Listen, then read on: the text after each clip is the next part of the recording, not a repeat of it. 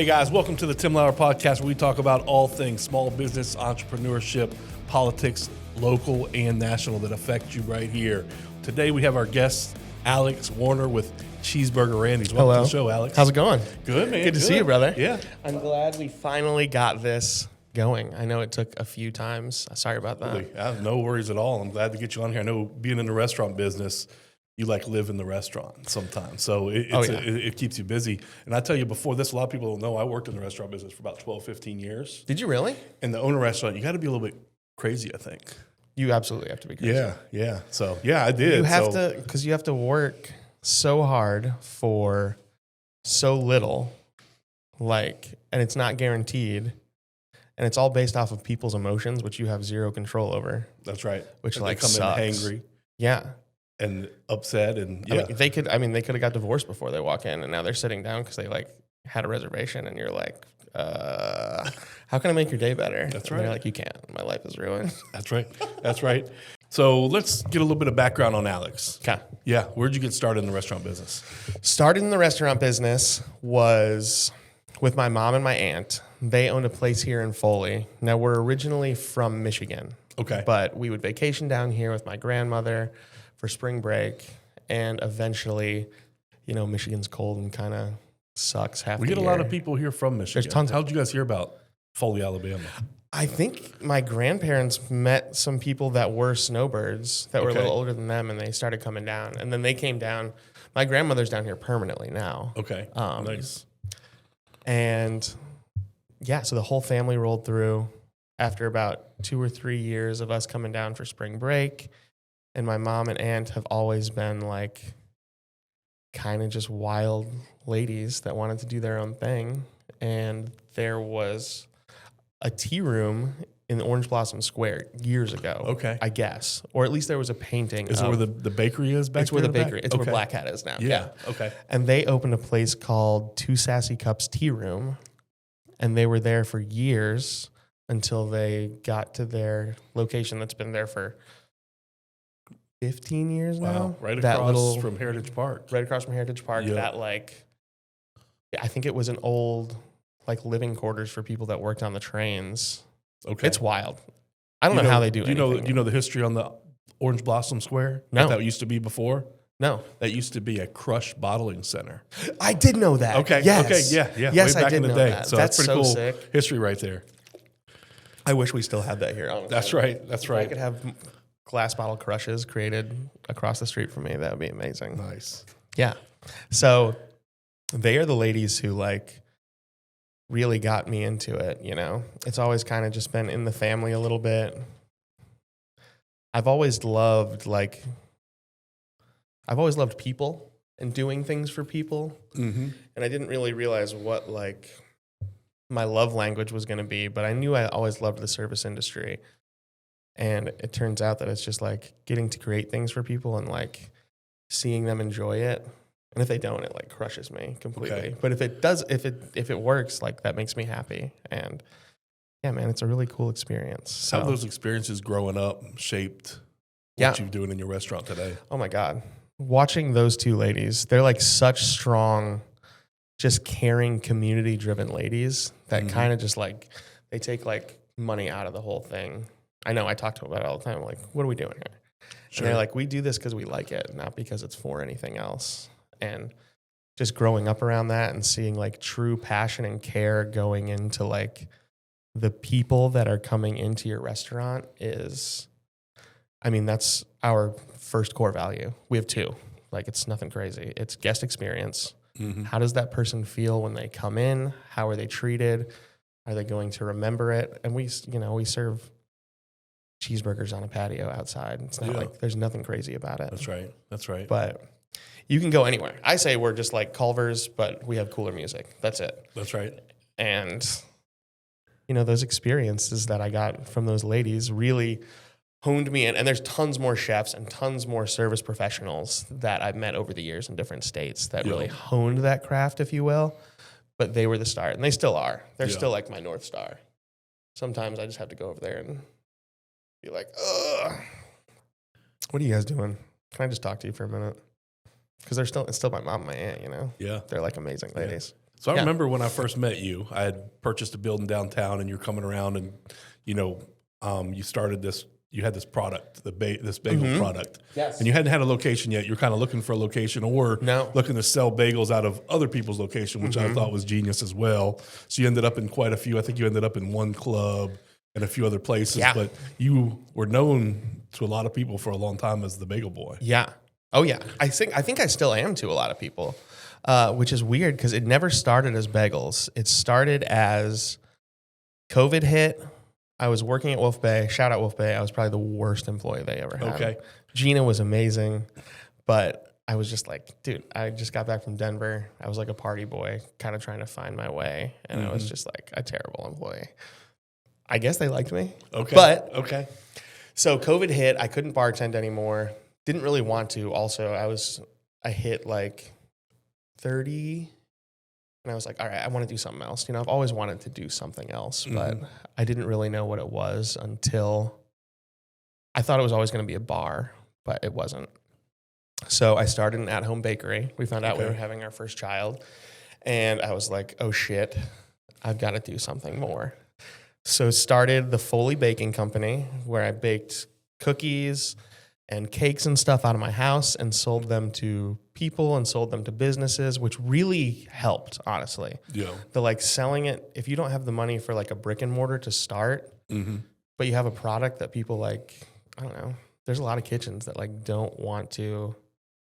Ours is one of them. We don't have the room to make cookies, so we have my friend Carly make our cookies for us. Okay. And she gets to sell, tons and tons of cookies, and that's what she likes to do. So I guess the advantage for you is you get to sell it in that brick and mortar. Yes. And then for the brick and mortar, they probably have a small markup. Yes. And they don't have to deal with producing the cookies. Exactly. Okay. Huge part of cutting that labor down. And it's just nice when you can focus on that one thing and don't do everything. I'm pretty sure, Carly worked with me at Bagel Boy. She was one of our bakers. She's amazing. But just having those, our kitchen runs off 3 people. Fries, flat top, expo. Okay. Having them just focus on that thing instead of being shit, I got to bake 300 cookies tonight is nice. Yeah. We'll just outsource that a little bit. That's right. What were we just talking about? Bagel Boy. Okay. A little bit Bagel Boy. Foley Baking Company. And that got some traction. It was doing weirdly well online. So that brought some people who were interested in opening the first bagel shop in Fairhope. Okay. They reached out to me. We put some menus together, helped them open that. And then it just kind of weirdly worked out because the bar I worked at in Denver was touching this place called Rosenberg's Bagels, which was a dude from New York who went to Denver and opened a spot there. So I ate there all the time. Okay. I'm getting out of the bar at 5 a.m. sometimes because we were just partying all night and just being oh, I'm going to go get a bacon, egg, and cheese next door. Anyway, he was very nice, and I reached out to him, and he was like, come on in, I'll show you what to do.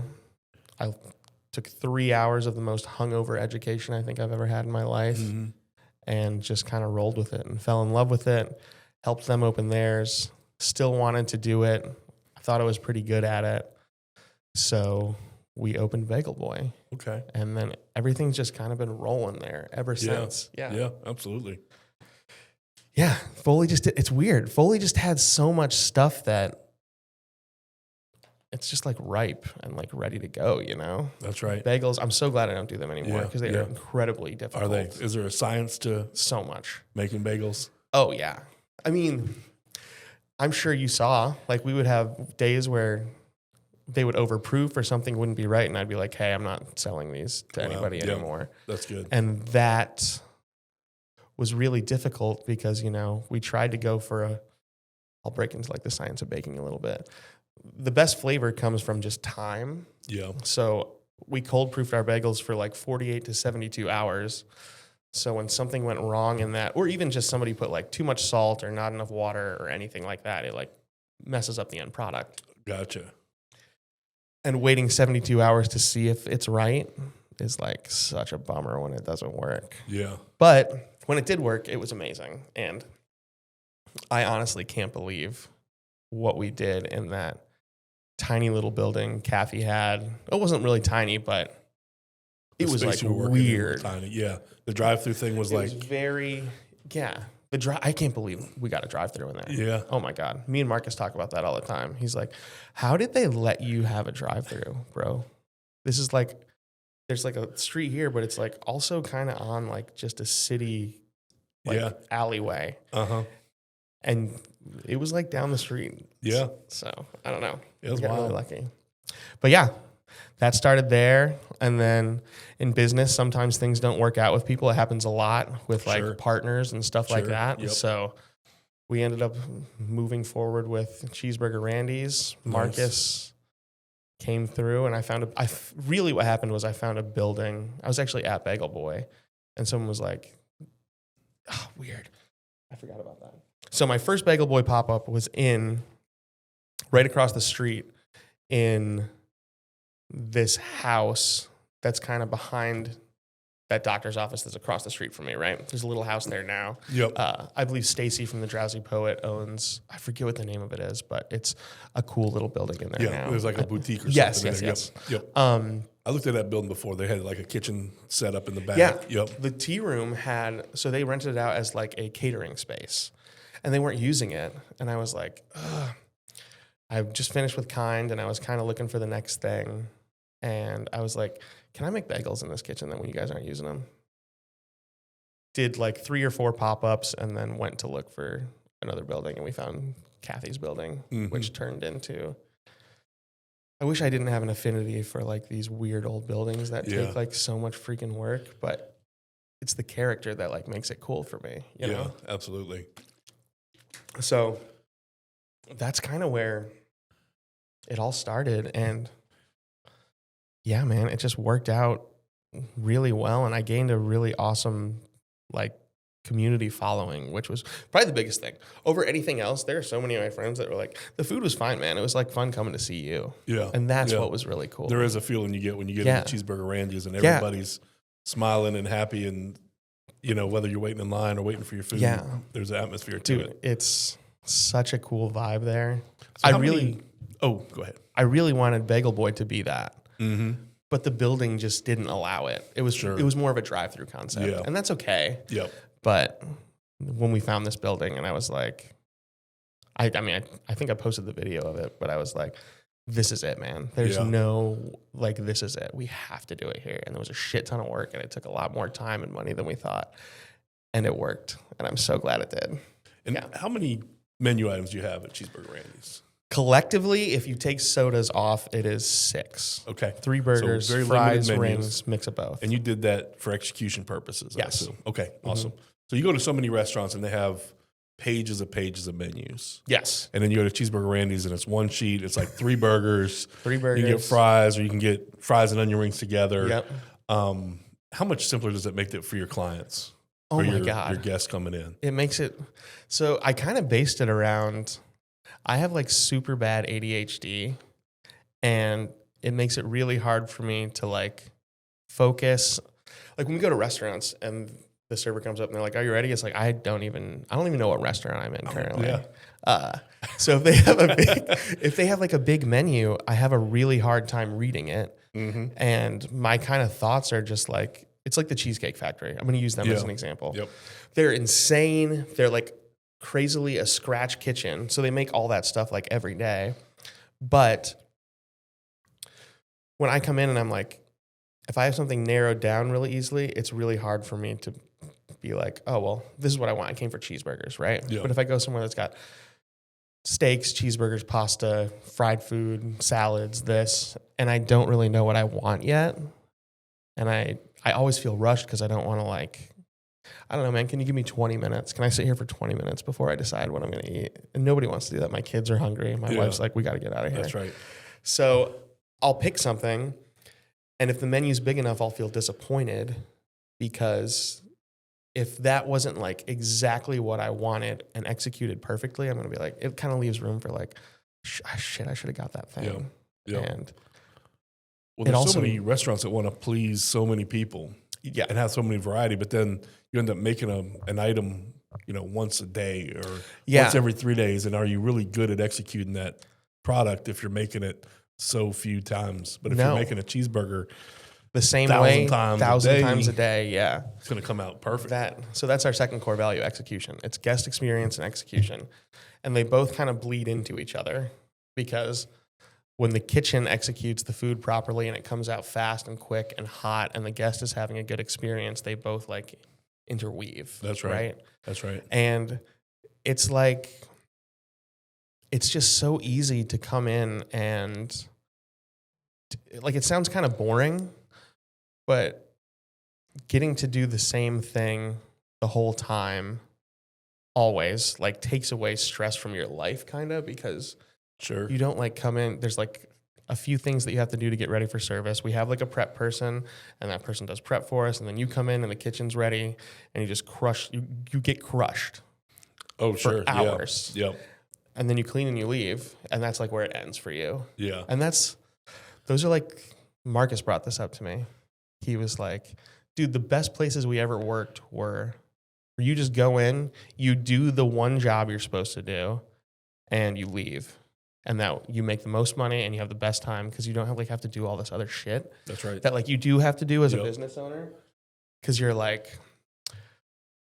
on the way here in the car, I have multi-plugs from Ace because I have to like go fix my lights. Yeah. So after that, I'm going to go do that. And you're like, those are all the hats that you have to wear as a business owner. But, you know, I'm kind of like insane. So I like that. Yeah. And if you put me in that position where I'm like doing the same thing over and over, I get like very bored and I don't want to do it anymore. That's right. So you guys are over there on Austin Street. Mm-hmm. And Austin Street used to be dead. Yes. Like nobody on Austin Street. All of a sudden, this Cheeseburger Randy place comes in, and it's packed in the evenings. Then you start opening for lunch, and you can't even drive I did down not want to do. Yeah. I know you were hesitant, and it took a while to Dude, get I open thought for lunch. I was like, there's no way people want to eat these burgers for lunch. Hell no, we're not opening for lunch. It's too hot. It's too this. It's too. I was 100% wrong. Mm-hmm. So cool. Yeah, well, I enjoy eating there for lunch. Thank you. I do Yeah, too. absolutely. So you've packed Austin Street. And, you know, a lot of people look at me and say, you know, you do a good job at marketing. You look at my truck, it's blasted. You know, Simply Home everywhere, Tim Lauer, signs, everything. And what amazes me about your restaurant is when you drive by, there's not one sign that says Cheeseburger Randy's. Nope. There's not one banner. There's not one feather flag, nothing. No. But yet, recently on the Main Street survey, and I don't know if you even know this yet because the survey results came back, you were the number one destination in downtown Foley. I did not know that. Yes. It's So also kind of congratulations on fair. that. There's not like a lot of destinations. So we're not fighting with a lot of people. Well, you beat, I think number 3 was Heritage Park. Oh, wow. So that's where like everything happens. That's pretty awesome that you were number 1. Hell yeah. So no pressure. But how did you do that? How do you get people in there? Like, let's talk to the restaurant owners, business owners in downtown Foley and surrounding areas. Okay. And, you know, maybe they're worried about their signage, a feather flag, a banner, whatever it is. What is Alex and Cheeseburger Randy's doing that's bringing people in without all that? Okay. So this is like kind of a more complicated answer, but it's also very simple at the same time. So realistically, it's just location. Like, I wanted that to be Bagel Boy before we started. We went off to this other weird building. It was kind of hard to get to. It worked. It was a perfect template to start what I wanted to do. But that location on Alston Street, and you know this as a real estate agent, broker, whatever, you know where you are located is like incredibly important. Absolutely. I think that a lot of people think that specifically in our town, 59 and like 98 are really good locations, right? And they are for some things. If you're a restaurant that has like a couple $1 million in backing and you can put, you know, a $10,000 sign up and have a badass drive-through, you'll do really well. Mm-hmm. Small businesses don't have that. Sure. So you got to really, and it's kind of weird, you kind of like got to live in the area to know it. Like, Alston Street's been the cut through forever because like once season hits, you want to like get around, you go down 65 or you go down Hickory and get to 10 and cut over. Alston Street was just like a quick little drive through. There was trees. It's like gorgeous to sit there. And then our landlord built that patio over it, which just like added to this ambiance of this weird little thing. And it's honestly that. I think the location does more for us than anything else. Like, yeah, I'm good at marketing. I'm good at talking to people. That's awesome. But I've had other buildings. Bagel Boy, we expanded to, like we went into the One Club, and that was just a really bad location. Sure. Because you would think, oh man, there's 1,000 people that live here. We're the restaurant. It's like, no, because you're cut off from everybody else who wants to like come in there. You couldn't find us. It was like a logistical nightmare of trying to get guests in to leave, especially in the morning. Mm-hmm. I need coffee and I need food and I need to leave. And like, okay, well, if it's a bad location, like it's going to be really difficult to get people in there. That helps a lot. Honestly, I think it's funny not to have the sign. I think it's funny for it to be named after someone who doesn't exist and isn't there. Yeah. I think like a lot of it's funny, dude.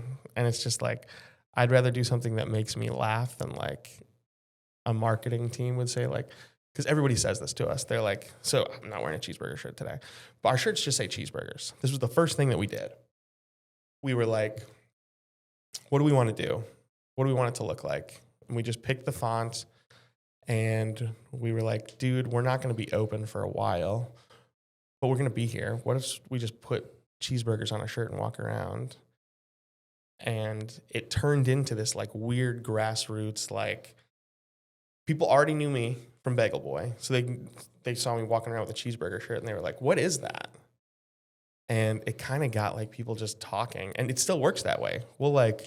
We don't market anything, but I like to give a lot of like merch away because it makes people feel good. And they're like, oh, I like this place. Cool, have a shirt. Sure. Walk around with this on it. And then it doesn't say Cheeseburger Randy's. Nothing will ever say Cheeseburger Randy's. Okay. Nothing will ever say 209 South Alston Street. Nothing will ever say blah, blah, blah. There'll probably be stupid pictures of Marcus and I with our faces on things. But it creates a thing where people are like, cheeseburgers, hell yeah. And then they're like, oh my God. Like the other person will be like, this is like my favorite spot here. It's this weird little blah, blah, blah. And they go off into their own story of their own experience. And that's the best marketing you could ever do for yourself. Yeah. It's not about like what I push out. It's about what other people talk about when they leave our restaurant. That's why guest experience is number one. I think it's homage to what you guys do, because if you nail the guest experience and you nail the execution, you're going to get the repeat business. Yes. And you don't need to No. spend the money on the signage. No. Weirdly, I mean, I kind of figured just like giving away merch, like giving stuff away, whether it be gift cards or food or merch, is my marketing budget at this point. Because it's like, that just creates that like, I don't know, it's like that personal it's connection. like a cool connection that people Yeah. have. And like, yeah, man, people like that. It makes me feel good. Yeah. Right? Yeah. And maybe one day we'll need somebody to come work like marketing with us, just because I'll get busier if we decide to do more. But I don't know. I kind of like it the way it is. Yeah. It's great. You guys do any videos out of the kitchen? No, we Okay. have a lot of people that want to come in and do videos. Okay. And kind of back to what we were talking about before. It's like, dude, it's so loud and so hot and so dirty in there Yeah. that like, I mean, when we're cranking through, I think at this point they can do 110 to 20 burgers an hour. Wow. So that's Wow. 240-ish patties an hour on a 48-inch flat top. There's like, you're just like cranking. And you come in there and it's like loud. And they're also listening to like really loud metal most of the time in there. Yeah. It's like a very different vibe in the kitchen. If you're sitting in there around the back, you can hear it like coast out the back door. Uh-huh. But that like fuels them to like get their asses kicked for 4 hours. That's right. So no, we try and stay away from it. If we do videos, we'll like kind of have them just come in and they'll like cut music over it and stuff. Okay. Or we'd have Gotcha. to like get a test kitchen almost, Mhm. weirdly. Yeah. How much money do you spend on social media marketing? 0. But you guys go, I mean, that's probably your biggest marketing out there. Definitely. Okay. Definitely. One time I did an ad spend for Bagel Boy because I made a bet. And I was like, if this gets 700 something likes, I forget what the bet was with who, but I was like, Yeah. and I saw it creeping up and I was like, I'm going to spend $2 or something on trying to push it over.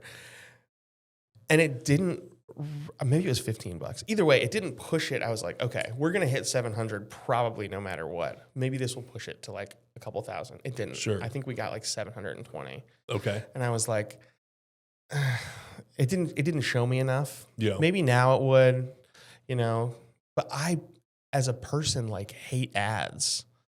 I like don't like shit like that in my face. Yeah. Like if I'm looking for something, I'm weird, dude. When it comes to like weird marketing stuff, I do only what I want. Yeah. And that's Hey, it. it works. It works. It's It working. does work. That's right. As long as there's like a lot of things that I steer clear of, and I try not to be like too wild or inappropriate.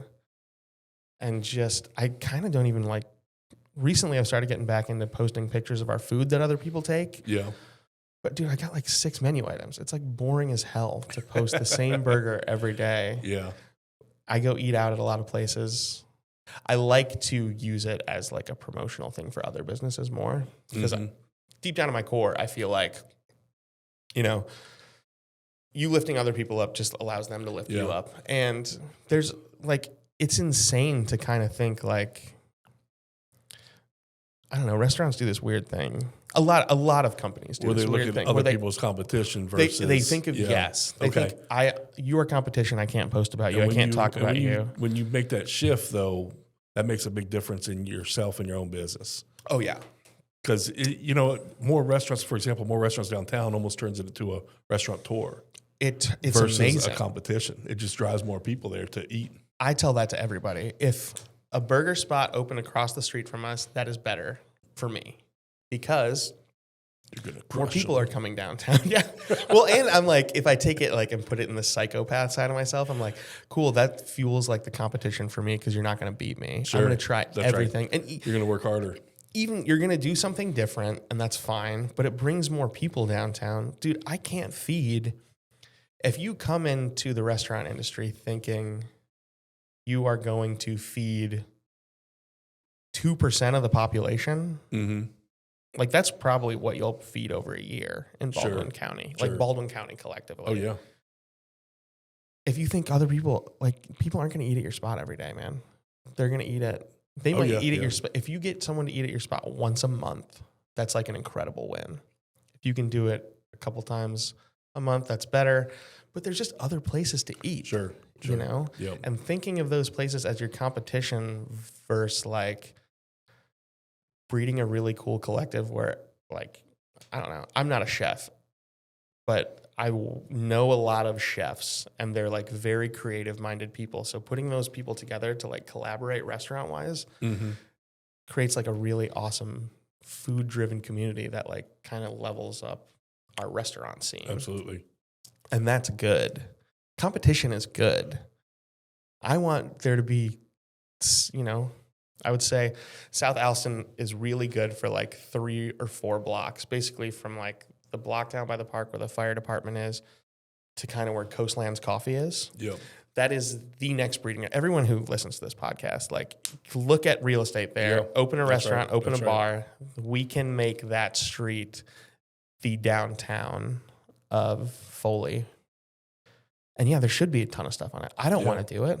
I don't want to do anything else. Yeah. I'll do more of these, but taking my focus off of that like is really bad for Cheeseburger Randy's because Marcus says this all the time. Because I am that like, let's do a special. Oh my God, I'm bored. Let's do something good. I think a mushroom Swiss burger with our bun and meat and like brown butter chanterelle mushrooms would be amazing.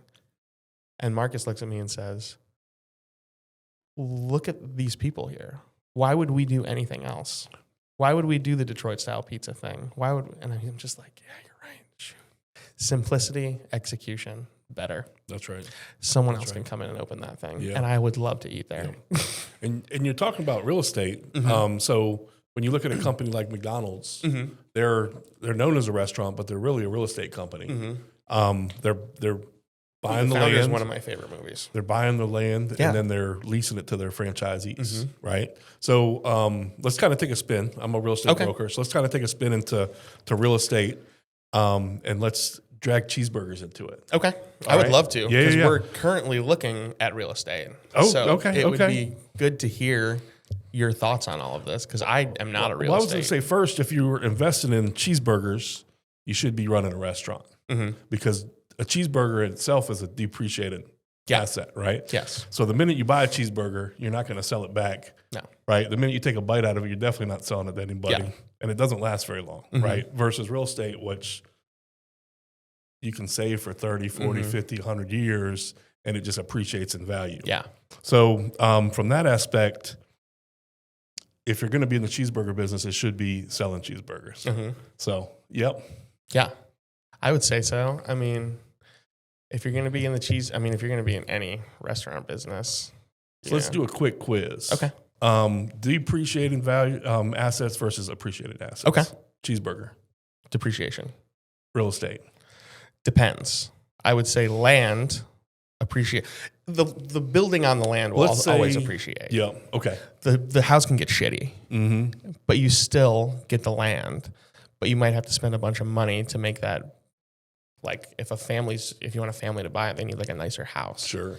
But you still own the land, which appreciates, because that is a finite thing that there is no more of, and they're not creating more of it. And especially with land, you can't destroy it. You can't destroy it. It just keeps going. There's like different levels. You can get mineral rights to shit, but like land is there. Yeah. How about vehicle? Vehicles depreciation. All right. Condo on the beach. Condo on the beach.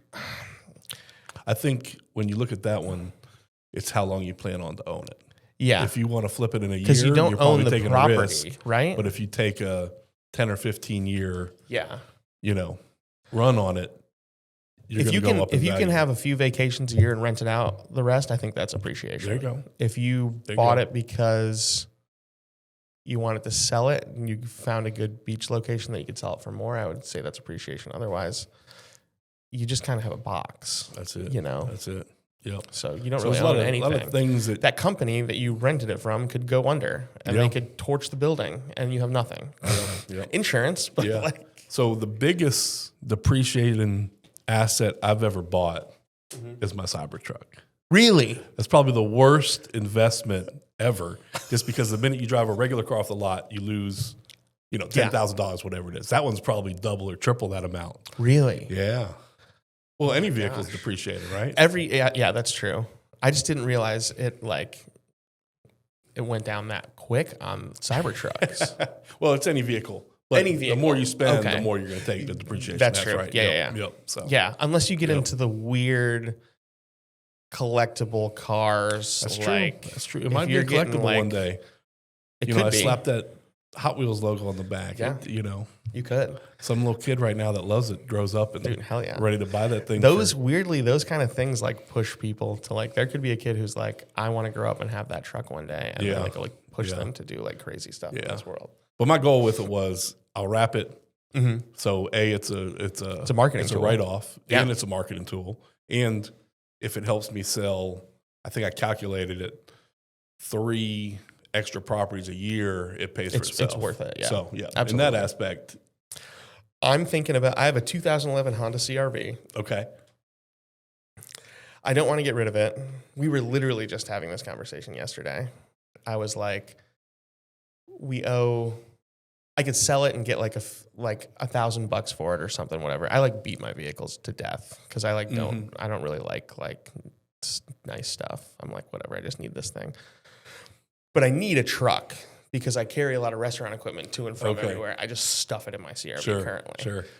But to that funny marketing thing, I was like, well, it's almost paid off. I can just pay it off and I can wrap it in a bubblegum pink wrap and have sparkly cheeseburgers on the side. And that's worth more to me than $1,000 that I would get to put on another car. I'm going to get another car anyway. Yeah. But to have a stupid car that's a pink cheeseburger car would be hilarious to me. Yeah. And that fills me with joy. So I'm going to keep it. Hilarious. And I'm going to wrap it, because it doesn't really matter what. So on the subject of vehicles, if there was a vehicle that you could have represent Cheeseburger Randy's, any vehicle, what would it be? It would be, I'm not sure exactly of the body, but this is more a representation of me. But I love these trucks. It's like a 55 to 57 bubble body turquoise Chevy truck with wood inlay, or I got a picture of that pulled up. A Cheeseburger Randy. A convertible PT Cruiser with flames on the side. Nice, yes. That would be it. Yeah. You could probably even, have it shoot flames out of the back too. Oh, dude. Which would be cool. We thought about like doing tons of stuff. Like, I mean, just getting like a cool old like Astro van and making it like a bar around back. Mm-hmm. The PT Cruiser was almost our first purchase at Cheeseburger Randy's. Wow. Or a Mazda Miata. Okay. Because it's like Yes. me driving in a Mazda Miata is like funny. Oh, yeah. And we were just going to like drive around with it and put cheeseburgers on it. That's so it's funny. like, So I ask people this a lot, especially when we're looking at houses down on the beach. But if you were to have a beach house, what would you name it? holy shit, we did it. I can't believe this. Nice. The holy shit house. The holy shit house. If we have a beach house, that means, because I'm not a beach guy at all. So if we had a beach house, that would mean I have enough houses to like own one on the beach. There you go. Because I don't really like the beach. So how many cheeseburgers do you think you need to sell to buy a beach house? I don't know. So let's say millions. Let's do some math real quick. I love math. So your average cheeseburger is $8.69. Mm-hmm. Is that right? So $8.69, and you're probably making about a 30% margin on that cheeseburger. So times that by 0.3, you're making $2.60 a burger. Yeah, right. It's probably so let's say gone you down bought a $1 good million bit. beach house. Yeah. Divided by 2.6. You would have to sell 384,000 cheeseburgers. Weirdly, that's like pretty doable. That's it. Yeah, that is. We'll put you on a 5-year plan. And the fun part about like, I don't know, this once again, I don't really know a lot about real estate, but Marcus loves real estate. Mm-hmm. And, because it is an appreciating asset that like if it fails, like if we open a Cheeseburger Randy's and it fails, we still have the building, right? You still have a restaurant that's kind of fully equipped that you can kind of like put somebody else in. Or if we're just like, I'm tired, I don't want to do this anymore. That's right. That's just going up in that's value valuable. and as you build that brand up in Austin Street and that traffic. And from there, like you're then, like if you just have the business and you're renting, it's really hard to go to a bank and be like, hey, this is doing really well. We want a loan to get blah, blah, blah. Yeah. And they're going to be like, no. Restaurants you don't have anything. Are one of the harder ones to finance, especially after COVID because so many went over and banks got burned. Yeah. So when you go in, they're like, they want to scrutinize them pretty hard. Well, it's just like not a tangible asset, man. It's like, it works really well because you're in there working. So you're telling us you want to go open another one and take yourself out of this thing that works really well. Well, we don't want to invest in that because you're taking the thing that makes it. Now, I'm not saying that you can't like have awesome managers and do stuff, but but the second you own that land or that building, they're like, yes, we will do that because if it fails, we get it. Yeah. And that land is what we all want. And you can then use that to like copy and print and like do more. It's just really hard to like, you can sell as many cheeseburgers as you want. It's probably easier to get money if you own the land because. So one thing I didn't factor into your beach home. Yes. It may be more attainable than I thought. So if you think about it, you won't need to sell 384,000 cheeseburgers. You only need to put 20% down on that land. Yeah. On that property. So you're talking about 200,000. So that's only 76,000 cheeseburgers. Oh yeah. That's very doable. There we go. That's great. 5-year plan right there. 5-year plan. Boom. Broken down. We could break it down by anything. Cheeseburgers, steaks. You could. Tacos. I mean, God. I wish I didn't love food and like people so much because it really is such a bad business. It's a hard business to get out of. It's a hard business to get out of. Because you get those moments. Like I've spent 15 years in a restaurant business, and you get those moments where you're super busy, you're in the weeds, you're running around, but it creates problem-solving skills. Like on the fly, you can solve problems like instantly. I'm sure if I threw a problem at you right now, you'd probably come up with 2 or 3 different solutions to it. And then you get out of that moment, and it's like an adrenaline rush. So when I moved down here and started my own business, I would always go volunteer with a balloon festival or whatever it was, shrimp festival, and sling beers for a couple hours and get that out of my system. Yeah. Because there's a weird addiction to it. It is, man. It's so weird. You're always just like in the fire. Even when you walk into like a slow restaurant, you can see everyone's just kind of like bummed out. Yeah. It's like hard to keep that like, oh, we're really excited to see you when they're slow. There's like one table. Yeah. There's one table. No one's like happy. It's also, it breeds an environment for like, I've never met more people that have like addictions or like crazy, just wild person because they live for that thing. Yeah, They're like, they live for that adrenaline rush. They either work for Red Bull or they like work in a restaurant and have like they smoke cigarettes and drink Jaeger bombs all night. That's right. Like there's as soon as the rush is over, look behind the back door of the kitchen, and there's like every cook is out there. They're smoking cigarettes and then they're like, I'll just speak from experience. We were like, we got our asses kicked all night. Every restaurant that I worked at, typically you could drink at. So like Steuben's, amazing bar program. But, you know, I drank like I would drink like some nice cocktails, but like I could make you the best cocktail. I could tell you all the history about what rye we were using, blah, blah, blah. Mm-hmm. But I, when I got off work, just wanted to rip Jaeger bombs and Miller High Life and whatever garbage I can fit into myself. What is it with bartenders and Jaeger bombs? Dude, I don't know. It's disgusting. I don't even drink anymore. But it was, I mean, for years, people were like, shit, Alex is coming out with us. He's going to force Jaeger bombs on me. And I'm like, yeah, I am. Yeah. And it's so gross. I think I'd throw up now if I had one. That's funny.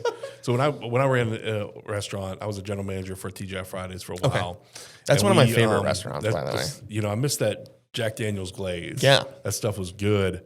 But we'd always talk to the bartenders. Mm-hmm. And you'd have these bartenders would come in and think that, you know, they give away half the bar and they'd make all kinds of money. And I'm like, why would you want to fill your bar with a bunch of cheap people?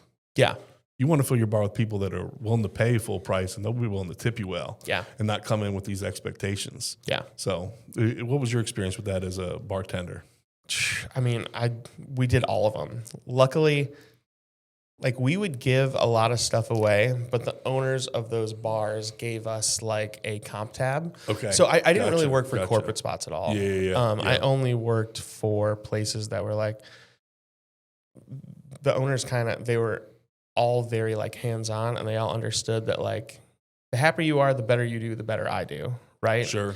The better the guest experience people have. Yeah. And dude, like people love getting stuff bought for them. That's true. They love like they probably figured they're gonna give it away anyway. We might as well.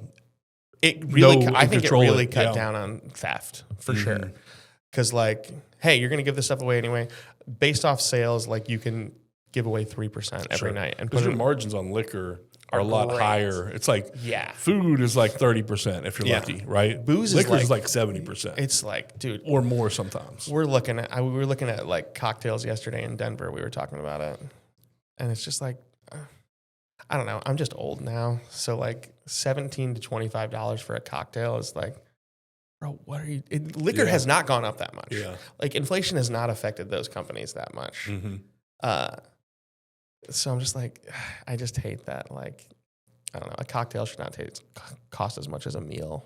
Yeah. But people pay for it. So whatever. That's right. And yeah, those, like, so being able to like, I mean, I'm sure when you were younger, I don't know if you like go out to bars anymore, but everybody likes going to a bar that like feels like Cheers, where you're like, hell yeah, it's good to see you. Hey, that next one's on me. And you're like, oh, this person likes me. Like, this feels good. There's a community around it. So giving us those comp tabs or the ability to, like, at a few of them, we just had employee discounts. So, like, everything was $2. So I would just buy guest stuff. And at the end of the day, I'd make, like, a shit ton of money. And then I'd be like, well, that cost me, like, $40 because I bought 20 drinks today. But they tipped me way more. And I made $500 and I'm going to go home now. So that was, like, it evened out like that. Yep, that's right. That's right. As long as you weren't stealing it, man. Like, what's the craziest restaurant story you have? There are a lot from the bar side that I won't even get into. Okay. How about Bagel Boy, Cheeseburger Randy's? Bagel Boy, Cheeseburger Randy's. Oh my God, dude. I mean, you've seen it. How many times did Bagel Boy break? How many times has Cheeseburger Randy's broken? Yeah. Equipment. And I really get why companies like call in companies like Kesco to like build your kitchen out and stuff. Because when you start, you're trying to start scrappy. You're like, I don't know if this is going to work. I don't have like $500,000 to buy all this brand new stuff. So what am I going to do? I'm going to try and find stuff that's the best deals, typically stuff that's used. And those things can work really well.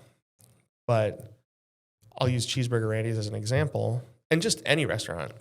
Things break. Things that are being used every single day will break. They will need to be fixed. Yep. You know, refrigerators in a hot room full of grease or whatever, like pieces of them go out. And the craziest story that we had, oh my God, it was at Cheeseburger Randy's actually. Okay. We had a fire like 4 months in, 5 months in. Wow. So gas lines are connected to these like quick release valves. Yep. So we like have them go behind every night, and they were like, you know, they clean behind the wall where all the grease is and wipe that off, and you can just like kind of quickly disconnect it. And when it does, there's not like a mechanism in that thing that shuts off the gas. So I think they call it like Aztec death whistles or something, because it sounds like, and it's like, that's gas just pumping into your restaurant. Wow. So we had 2 flat tops. One of them came undone. The pilot lights were still lit, and it just started shooting flames back into the like the chef's table thing. And it was like on the compressor. Cody, the guy who makes a lot of our burgers, he's my little cousin. He's been with us since like day one. Awesome. He just was like, he pulled the thing and like everything started spraying down. Oh yeah, the fryers system, overfilled, everything. And it was like, luckily it was like 7:56. I remember exactly. There was a couple in there that didn't get their food. We messed up like 3 burgers, gave them gift cards. They were like filming. I was like, the fire department's down the street. It was like amazing. Like, luckily nothing happened. Nobody got hurt. It was just a lot of cleanup. Wow. But that was it. I mean, it was shooting flames from like here to the wall. It would have like melted your skin off for sure. Wow. It was crazy. Wow. Crazy, dude. Yeah. That was an adrenaline rush. And it was so much cleanup. I hated it so much. Bought 2 shop vacs. Yeah. Sucked out. How long were you closed? We were only closed for 2 days, I think. Okay. Which was not awesome. bad. Maybe 1 day. That's not bad. I got it all cleaned up. Everybody wanted to like help me. Mm-hmm.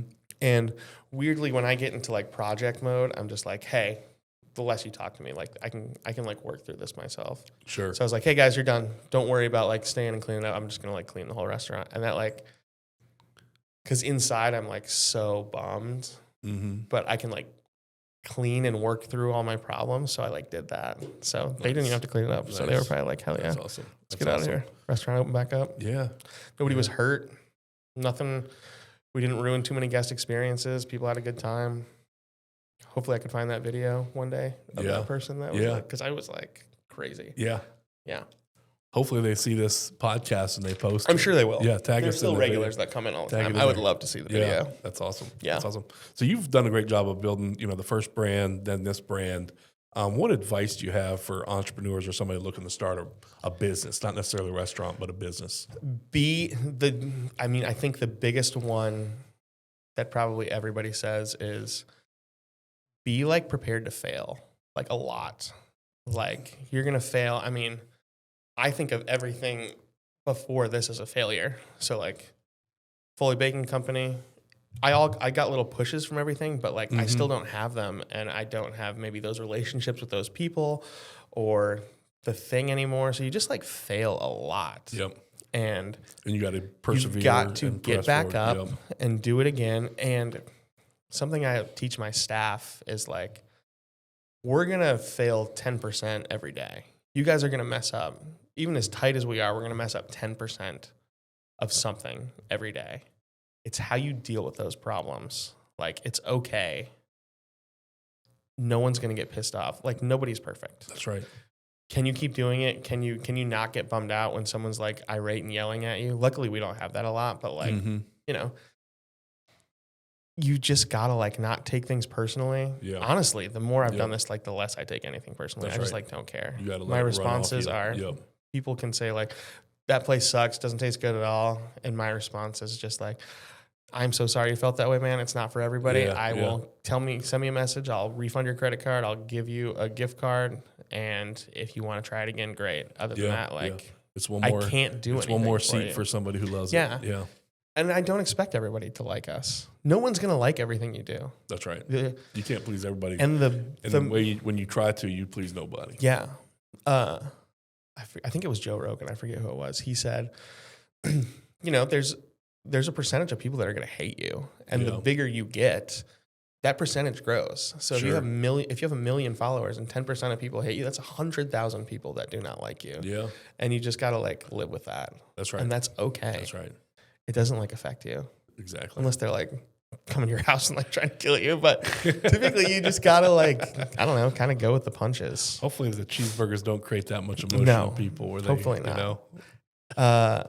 What else? Learning skill sets that you're not comfortable with so that you can kind of do everything. If you have to rely heavily on other people doing things for you, that's like not going to be good for your business. You want to be able to teach others those things to help them work with you. But like just learn, I guess a good way to say that is learn every aspect of the business you are in. That's right. Every single bit of it. That's right. And those things, there's a million more things you could talk about, but I think those things will help you on your first journey, especially if it's your first business. You're going, like, it's probably not going to work out. It's just not. Yeah. But in doing so, you're going to learn a bunch about, first off, as a person, if you even want to do this. Like, if I tell this to a lot of people all the time. If this doesn't work out, I'm going to go get a job. I'm going to be the general manager of a Publix because I think I could climb those ranks pretty quickly. And they have a pretty good salary and benefits and all that stuff that you don't really get in a restaurant unless you like make it a successful restaurant. Then you can like start buying those things. But you also can leave everything at the door when you walk out. You will never do that when you own your own business. You will constantly be sitting there thinking, how do I fix this? Oh my gosh, is this person going to show up? Is this? And that's just every day of your life. Yep. You don't turn off. No. Weirdly, I like that. It like pushes me to like do it. But like, I'm not a good guy to go on vacation with. I'll tell you that much. I'm the same way after about 2 or 3 days on vacation. Yeah. I'm like, I need to get back to work. Yeah. This does not feel natural. It doesn't. And I love it.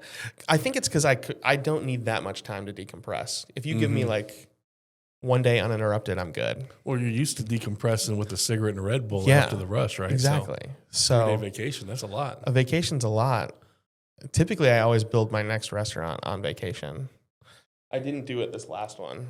I just hung out with the family and we had a great time. But like those downtimes are when I'm like, okay, what can we do next? That's right. That's right. So, yeah. Well, cool. A lot of great advice for entrepreneurs out there. Thanks for coming on the show today, thank Alex. You so much for having me. This is really cool. Me? And I think I may take Eric over to Cheeseburger Randy's for lunch today. That'd be awesome. Yeah. I'll be there in a little bit. You'll see me fixing plugs. Awesome. Awesome. Well, thanks for coming on the show today. Thank you so much. Appreciate it. I appreciate it. Yeah. Awesome. Dude, that was great. Thanks. Did you have fun?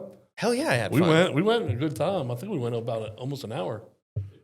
54 minutes. That's great. All right, 6 more minutes. It was okay that I swore. Is that okay? I don't give a fuck.